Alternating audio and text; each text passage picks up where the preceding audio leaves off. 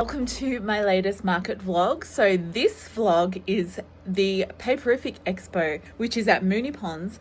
Today is Thursday. It's the day before the event starts. I've got a bump in today. It's in Moonee Ponds, which is the other side of the city. I was going to go first thing this morning, but I actually ended up going to a funeral. My uncle's father passed away. He was 94. It was a beautiful service, but now it's time to get ready. I haven't packed one thing. Still don't know half the stuff I'm going to be selling. So let's see where we go. On the plus side, I picked up some firing, which I'm so excited about. I got all this stuff. She accidentally forgot to put some of the little things in. I've got all of these paint palettes, which is amazing because they're one of the things I'm going to be selling. Even if I just sell like 6 to 8 of these, that'll cover the cost of this 3-day event. So that's awesome. I think it will be interesting to see how they do well. Now this is a Papercraft Expo. So because they're perfect for watercolors, I feel like that fits into the Papercraft because watercolor painting is on paper. So, and the other thing I got, which I'm very excited about, is, like, firstly, can we just take a moment to appreciate that tiny baby? Oh my God, I miss one. So cute. I use my fingerprints for those. I'm so excited because my custom ceramic transfer papers, I got my first sample back. Oh, did I do that on the speckle clay? Okay, that's fine. I thought I did it on the white clay, which would have given it a lighter, brighter finish, but I actually love that. Look at that. That's so cool. So I'm going to take this so I can show as an example of what that will turn out like. And I also got back, let's just gently tip these out, my little, oh my God, I love that. That is very cool. So that's great too, because I can show that as an example for my Fox ceramic transfer papers. And again, not really paper craft, but it's on paper, so that counts. I won't be taking any, actually I will probably take just a few of these just as an example of how the transfer papers look. Actually, that's a good idea. But all of these products are literally for wholesale orders, so it's going to be really nice to be hopefully getting a couple more orders ready to go. I don't know when I'm doing that, but anyway.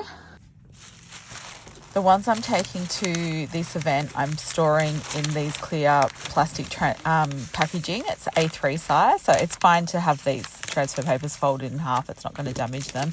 And protecting them from water is obviously super important because if they get wet, they get wrecked.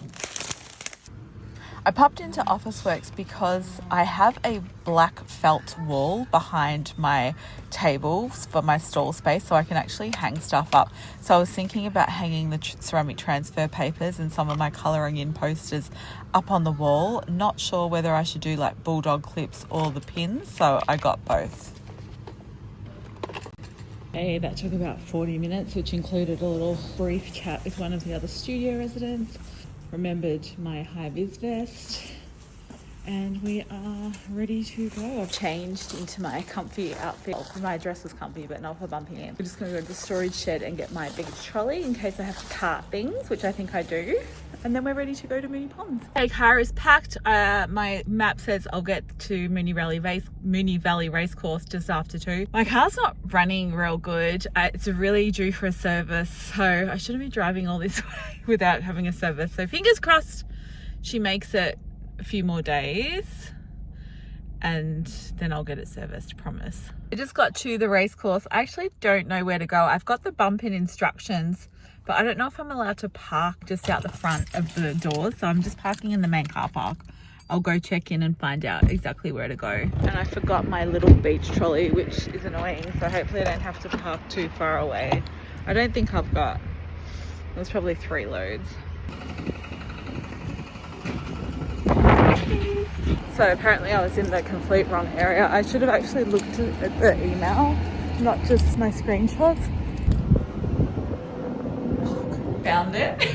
I've borrowed this massive trolley, so I should be able to just get my stuff in all one go. I'm like on a table kind of in the middle, which is kind of cool. Turns out I was literally in the right spot. I just walked into the building and instead of going up the lift, I just went back out because I freaked out and then asked these people and they're like, yeah, but you've got to go all the way around the other end. But I didn't because I just came back downstairs and came out there. Well, how do I get my car in there? Is it just going to open? I'm a hazard with this thing, God. Took 2 hours to get home because it was peak hour traffic. I came home to dinner made though, so that's amazing.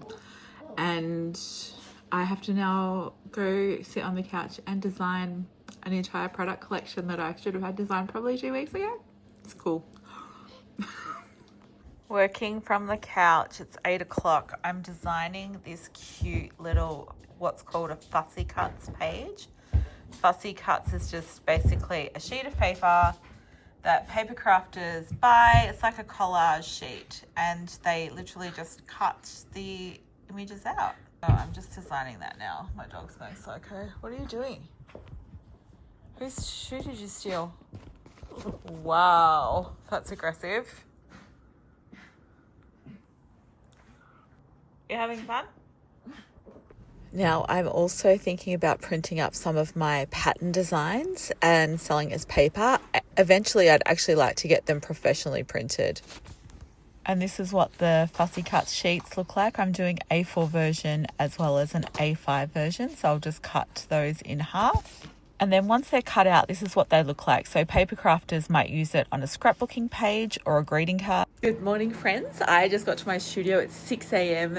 on Friday, day one of the event. I thought I would struggle more getting up this morning because I got to bed like 11:30, so I'm running on like 5.5 hours sleep. But I've got quite a bit to do here at the studio. I want to be out of here on the road to the event by 6:30 because it's going to be peak hour traffic having to go through Melbourne. So we'll see how we go. I want to get there as early as I can because I've still got a little bit of setting up to do, and the event starts at 9:30, which I thought in my head I had 10, but that's okay. So I've got 30 minutes to get a few things.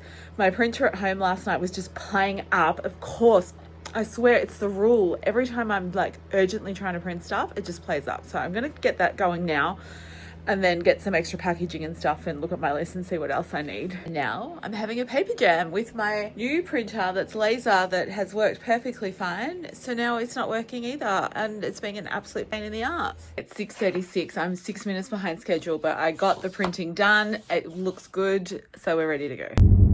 We had to park in the middle of Moonee Valley Racecourse, which was so weird. There was a nice big queue as I entered the space. It was about half an hour before it opened, which was cool. And this is how my space ended up looking, and that's my little behind the scenes. It was a really busy start on the first day. Lunch. And these are some of the cute little crafting kits I put together. Actually, they're called junk journal kits. So they've got a few bits of old book pages, some hessian and a few like little stickers and things. Again, very popular with paper crafters because they're used for either junk journaling, which is journaling using just really old book pages and stuff, or art journaling or mixed media, or even like greeting cards or scrapbooking pages. They turned out super cute, and I was just selling them for $3 each because I really didn't have to buy anything. Jeez, the old Ladbrokes is a full-on investor here, aren't they, sponsor? Day one done. So I didn't film at all during the event because there was like workshops continuously happening right next to me, like a meter away. So it was a bit awkward.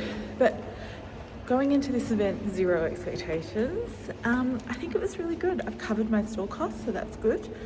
Definitely certain things selling well, other things not selling hardly at all. So this is good to know because I'm doing the big convention centre crafting quilt fair next week. So I'll need more stuff, and I'll know what to focus on, what not to focus on. Because I feel like it'll be maybe for my stuff, similar things that'll sell, but we'll see. So about to go into Friday peak hour traffic. The door handle on the studio just creeped me out so bad. It's 6:30 Saturday morning. I was going to do a wrap up for yesterday last night, but did not get to it. I was so tired. So we are ready for Saturday. Someone said it was going to be really quiet today, but another person said it's pretty busy, but one runs workshop. She said it's busy. The one who has the shop said it gets quiet on the weekend. But I'm just going in with an open mind, and also I'm going to take a heap of my pottery that's needing to have the transfer papers put on so it can get glaze fired. So that way I'm working through my wholesale orders at the same time and not feeling like I'm just sitting there if it is quiet. Also, I'm doing my first monthly shop drop on the 1st, which is Monday, which I'm doing from Monday. I really didn't time this well. I should have started in October. But I've got a select, obviously a lot of people like the one-off ceramic pieces that I do, and especially at the trade show, I took some just as a sample, and then people wanted to order them. I'm like, you can't order those. It's going to come in the monthly drop. There'll be a unique one-off selection of items that'll be available at the one-off drop each month. And it'll basically be first in best dress. I'm going to password protect my website for probably 6 to 12 hours so that my VIP club members, which are basically my newsletter subscribers, and my current wholesale stockists get first preference. So because I've set up my wholesale portal on the website, I can just add and remove whatever collection I want and they get their automatic discount. So if someone from the wholesale portal buys something that there's only one of, it will automatically go out of stock for the normal retail site. So this is a perfect way to do it if I want to offer for both wholesale and retail without having to double put listings, which is just more admin. So I'm going to take the photos this morning at my studio and get those uploaded as drafts on the website today so that Monday morning, when I'll be amazingly tired, I can just make it go live, password protect the website. But I want to send out the email tomorrow so people know, like, have some images of what's going to be available, if they want to buy anything or not. So that's today. So I've got to get to the studio soon. And last night when I dropped off some wiring to one of my services in Mount Eliza, she had forgotten to put the stuff I was picking up out. So I've got to quickly go, and I forgot to take my money anyway. So I have to go swing by there after I've been to the studio on my way to Moonee Valley Racecourse. Thankfully it's that day, so there'll be not as much traffic. So I haven't had to get up quite as early. I've got up at 6. So I'm going to quickly get ready, and then I'm going to go and take my photos at the studio and then pick up my pottery and head in. It's 5 to 8. I'm cutting it fine with time, but I just wanted to come to the studio after I picked up all my bisque firing. So what I'm going to do is take a heap of homework today. I'm going to sit there and just transfer papers onto all of these little vases, as many as I can, hopefully all of them, so that then they're just ready to glaze, and then I can drop them off maybe tomorrow morning to my firing service. And then I'm going to feel a lot more less stressed about the fact that my wholesale orders are getting quite overdue. A whole bag full of homework to do today at the Papercraft Festival. Because Lily made dinner last night, there was leftovers, so I brought it in for my lunch. Good morning, day 3. I am at my storage shed. I've just got to remember to get my beach trolley out this morning because I have to pack up super fast this afternoon. I've literally booked in for a concert. That's the singer I'm seeing, medium build. He's doing a matinee as well as an evening, and it's literally 20 minutes from the venue where I'm having where the Paperific Expo is. So I thought, why come all the way home and go back when I can literally just do the matinee show, which technically starts at 3, but I looked on the website, he doesn't come on till 5. The Papercraft Expo finishes at 4. And it's 20 minutes away. So that means I've got 40 minutes to pack up, get my car loaded, and then drive to the event. I think I can do it. I tell you what, if I've got somewhere to be, I can pack up real fast. And I feel like a lot of the other exhibitors will take quite a bit of time. So I don't think I'm going to get stuck in queue moving my car to the loading area. But what I did think, I'll speak to the organizer this morning, who is amazing, by the way. Shout out to Naomi. She's just so lovely and so present for the whole event. I reckon I could do my car loading in 2 loads if I've got my beach trolley. So I can take my suitcases with load 1.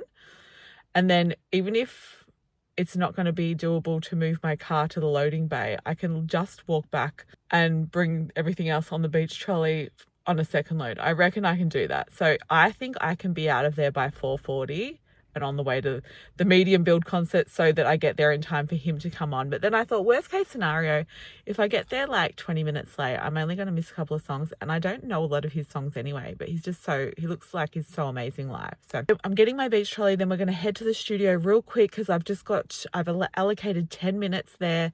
I've got to get a couple things because I promised some people that I would do a little mock-up of my little junk journal kits this morning, because some people need to have a visual of what you can make with the little kits, and I hadn't made one.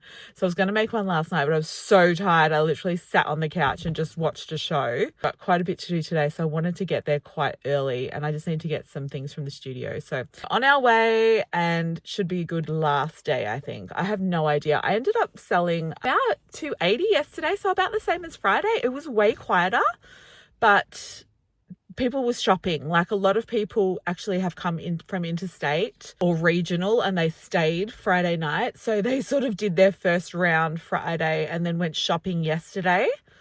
And then they had to leave to catch the plane. But there's also some people that are staying for the whole event that will probably do that today. So I've been told today's a bit quieter, but yesterday was less than half the amount of people, I reckon, but I still sold about the same. So I'm happy with that.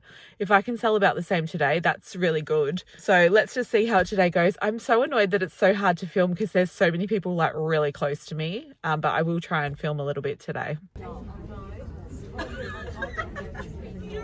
I'm trying to record the times where I'm selling so I can know how far I've gone. So at 12:30 I was up to $200. I actually bought my lunch. Hi.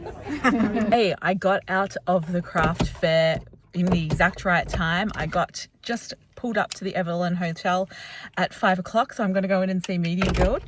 And I'm probably only going to stay for an hour. I got 1 hour parking, and I don't think I could do more than an hour anyway. It's probably only going to go for an hour. So we'll go.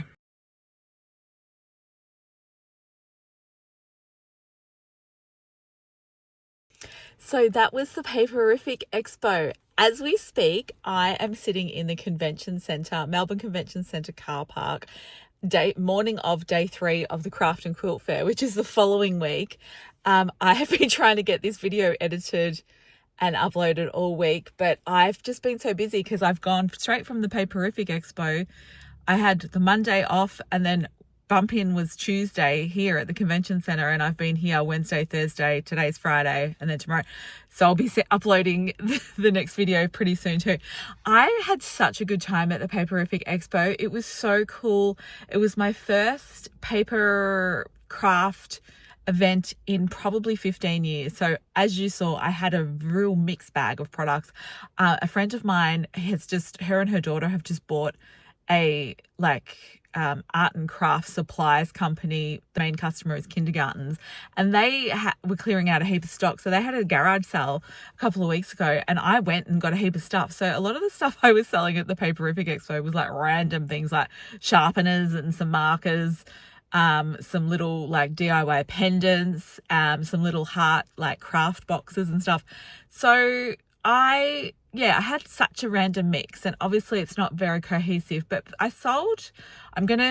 my sales book is in here at my stall, so I'm going to quickly do the final tally when I get upstairs in there. I just wanted to film main part of the outro here where it's quiet. I think I sold all up between 750 and 800. There were definitely some things I didn't write down. I was super tired, and I find it really hard to keep track and write stuff down, and a lot of people paying cash, and some of it was like $2 and $3 sales. So it was definitely worthwhile for me because I only had a small table. The booths at the Paperific event are a lot more expensive, but obviously then you get walls and more space. If Naomi is still running it next year, I did hear that I think she's trying to sell it. I'm not sure whether that's correct or not. I might have been hearing the wrong conversation. If she's running it next year, I think I'll definitely do it again and have a booth. And in the meantime, now I've got all of these ideas. I want to get my designs made into acrylic stamps. So people who do stamping, like do their own card making and journaling and stuff, will use acrylic and rubber stamps. Years and years ago, I wanted to design my own stamps with my artwork. And I also actually did design my own patterned papers to use for scrapbooking and papercrafts. But I literally did it at home on an A3 printer because it was really hard to find manufacturers like 15, 20 years ago. Now we have the amazing Alibaba, and that we also have a lot of amazing printers in this country. So I get all of my greeting cards and bookmarks and prints printed in Australia, and so my stickers as well, which is great. So I'm going to get some prices from my printers about getting some scrapbooking papers designed and printed. Well, designed, they're already designed. And then I'm either going to find, because I know there is a machine that you can make your own acrylic stamps, which I think could be a better option for me, because then I'm not going to have to get like 100 of each design printed. I could get maybe 10 of each design to take to an event and see how they go. Whereas if you get it manufactured offshore, I'm probably gonna need to order like 50 or 100 of each design, and then it's a massive outlay up front, and it's a gamble whether it's going to go well. So I've got lots of ideas, and I want to do more Papercraft events, and I'm trying to figure out how I tie in my handmade side of things and the supplies side of things. Do I just do separate events and take separate things, or can I combine it, because it's all, like, a lot of it's my art anyway, so it kind of works with each other. I'm just not sure. I'm going to have to do a real debrief after this event that I'm doing now. The things that sold quite well at the Paperific Expo were my little paint pellets. I didn't sell heaps, but I sold a few, which was super exciting. Met quite a few YouTube subscribers. Shout out to all you guys. I should have written everyone's name down. It was so awesome to meet you. I just love it so much. Quite a few, so it was really exciting. I also sold a heap of those little junk journal kits. They were $3 each, so they were really popular. And they had the little Alice in Wonderland pages from a book that was damaged that I've been carrying around for years, with the intention to make little kits like that. What else sold well? Oh, the little fussy cut sheets, the little collage paper sheets, they sold okay for considering I just designed them and printed them at home. And I was selling the little A5 ones for $3 each and the A4 for $5 each. So those were probably the main things that sell well. I hardly sold any ceramic transfer papers, because there just weren't ceramics people there. They weren't potters there. I thought maybe there would be more, because a lot of crafters do multiple craft, and I thought ceramics, they would be more, but there weren't. And sneak preview to this next vlog, doing the craft and quilt fair, I'm having the same issue here. There's just not people who are into ceramics. Everyone loves the transfer papers, but they think they're like collage papers or decoupage papers or examples of what I could print on fabric. So I've got a lot of ideas for other products featuring my designs. So yeah, I think the ceramic transfer papers might need to be sold at more specific ceramic events. So even because I've done like the big finders keepers and stuff, a lot of the people who go there do pottery. So I think that could be a good venue to sell them to, maybe, or just online. I don't know. Because I was disappointed. They were going to be a bigger, like, higher price item to sell, but overall I still did really well at this event, and it was just really fun. And next time, if I do it, I want to do workshops, because workshops are so good. Not only because you get to meet everyone, they sit down with you, you're making money from the workshops. Like, people were charging sort of around 25, 35 or whatever for a 1 hour workshop, and running them continuously through the day. Not only is it a great way to meet people and share creativity and make money from the workshops, but then also you're using your product and then showing people how to use your product, whatever it might be, and then they're more likely to buy that product as well. So it's sort of a win-win situation. So that's it. I'm going to go upstairs. I'm going to tell you exact sales figures for the Moonee Valley event, and then we'll close it out. Okay, let's get into these Paperific figures. Obviously, I am not at the craft and quilt fair. I was busy setting up, and then I get chatting with people, other stall holders, so I didn't get around to actually doing the final figures at that event. So Sunday morning, I'm working from bed. So day one of Paperific Expo, which was the Friday 29th of August 2025, I had a total sales of $291.40. The event cost $250. So day one of the event covered the stall fee, which on a multi-day event is the ideal situation. If you can walk out of day one, your stall fee's covered. The next days are just, not just profit. Obviously, you got to cover your time and your materials and everything, but that is amazing. So that was a great start to the 3-day event. And on the Saturday, the sales came to $267, so a little bit less, but still good. And then the Sunday came to $241. So now listen, I reckon, and that was a lot less sales, but bigger sales. It's only half a page compared to the others. Now listen, I definitely forgot to write down some cash sales. There was a lot of cash sales. So I reckon that it potentially could be an extra $100 or $200. What I've got to remember to do, what I used to do, is if I'm taking cash, like change, count the float at the start, have like $100 or whatever to start with, and then count at the end of the day. So then you know how much cash you've made, how much cash sales you've made in the day, and you can make sure you've written everything down properly or add in the extra sales so that you've got the correct figures. Because in business, we want to know our correct figures. So I'm a bit naughty with this one. So total sales that I've written down is $7.99 and 40 cents. So let's just say 800, okay? $800 for 3 days. The store cost me $250. I spent on food and tolls around $100, I reckon. So let's bring up the actual event costs to $350, including petrol, tolls, food, and the event cost itself. So that brings me to up $450 after the sales. Now, obviously, we go through this every time. That doesn't include my time, cost of materials, etc., etc. But for this first Papercraft event, the first one I've done in honestly probably 15 years, I am really happy with that. I made some great connections. I talked to lots of people. I got quite a few signups to my newsletter, which is amazing. A few new followers on Instagram. Definitely some website visits and a couple of little $5 A4 colouring in downloadable pack sales through the website. So I'm calling it a success. I obviously will go into this one next year with lots more specific product, definitely stamps if I can get them done, and some other things, and definitely looking at running workshops. So I loved this event. I'm so glad I attended. And now I'm going straight into editing the craft and quilt fair video. The sales were not up like this one, let me tell you. I'm just giving you a preview, but I'm glad I did this event too. So I'll see you in a couple of days because I'm going to get straight into editing that next video right now because this one was so delayed. I want to get the next one out within the next couple of days. So stay tuned. Thanks for watching. Shout out to you all who came by the Papercraft Expo. It was so great to meet you, Leanne and Danielle and everyone else who came and stopped by and said hi and purchased some things. It was really lovely to meet you and I can't wait to see you at the next event. And remember, if you're not subscribed to this channel but you like watching my videos, I'd love for you to subscribe. Now that I'm monetized, the more money I can make through YouTube, the more time I can dedicate to making videos. Ideally, I'd love to be making 3 YouTube videos per week.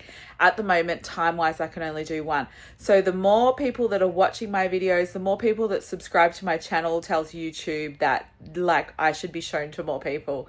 So thank you so much for subscribing and watching. It's making a real difference and I can't wait to make more videos for you.